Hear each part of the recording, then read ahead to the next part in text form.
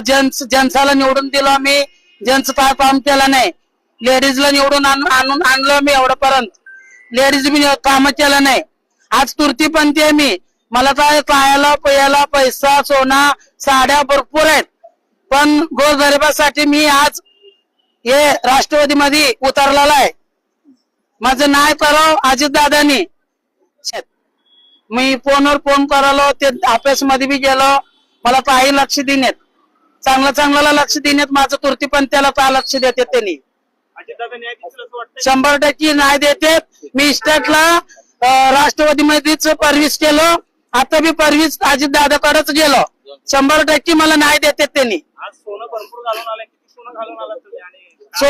सोनं मग आमच्याकडे सोनं, मी सोनं घालायलाच पाहिजे. ती भरपूर वाटलं, 75 तोळा. भाजपनं नाही दिला म्हणून अजितदादांकडे आला, अजितदादांकडे नाही मिळेल तर कुणाकडे जाणार? कुठं बी जात नाही, अजितदादाला धरूनच राहतो.